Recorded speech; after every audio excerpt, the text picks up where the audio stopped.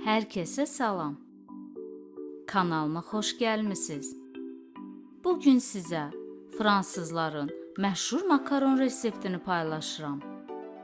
Bu reseptlə makaronu hər kəs hazırlaya biləcək. İlk öncə makaron xəmirini hazırlayıram. 100 qram badam unu, 100 qram pudra şəkəri, 20 qram kakao əlavə edirəm. Ərzaqları ələyirəm. Bu, makaronların üzərinin hamar olması üçün vacibdir.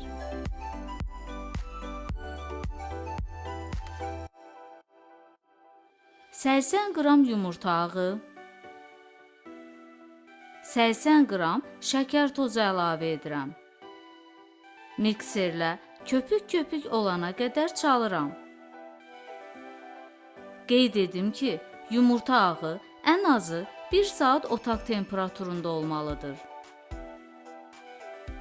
Yumurta ağı gördüyünüz qatılıqda olanda mikseri dayandırıram.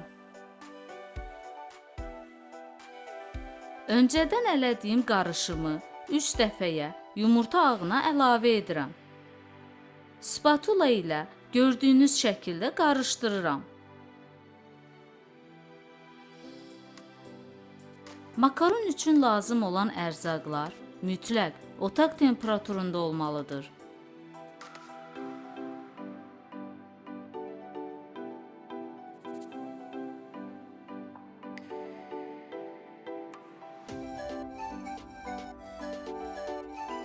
Xəmirin qatılığı gördüyünüz kimi arası kəsilmədən tökülürsə, xəmir hazırdır.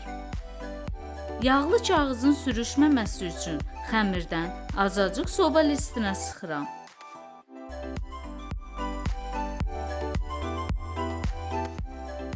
Makaron xəmirini krem sıxma torbasından düz şəkildə sıxmaq lazımdır.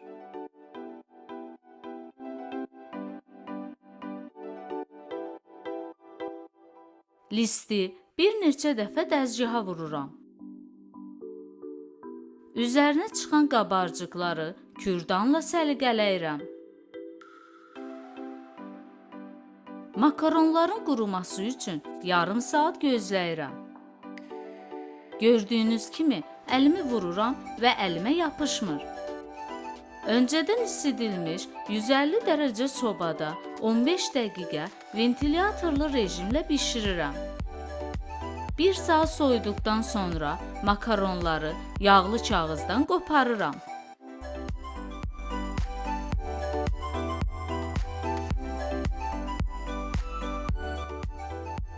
Video haqqında fikirlərinizi mənimlə rəy bölməsində bölüşsəz çox sevinərəm.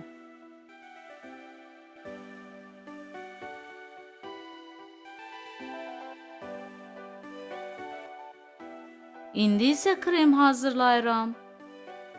100 ml qaymağı yaxşı qızdırıram. Qaymağı 60 qram acı və 60 qram südlü şokolada əlavə edirəm.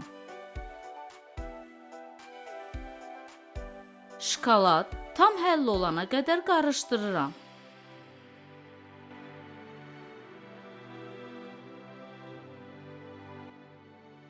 Üzərini hava keçməməsi şərti ilə streclə bağlayıram.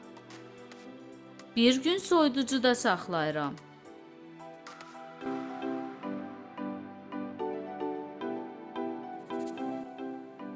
Makaronların ortasını əlimlə azacıq əzirəm.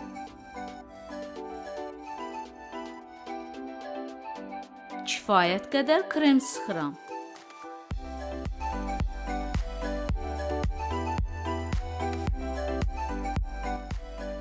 Videonu bəyəndinizsə, bəyən düyməsinə basmağı və kanalıma abunə olmağı unutmayın.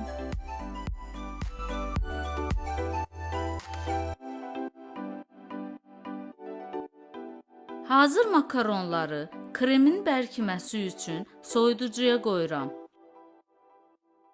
Bu reseptlə və hər detalına düzgün riayət etməklə ideal makaronlar hazırlaya biləcəksiniz. Hazırlayan hər kəsə indidən nuş olsun deyirəm. Gələcək videolarda və yeni reseptlərlə görüşənədək sağlıqla qalın.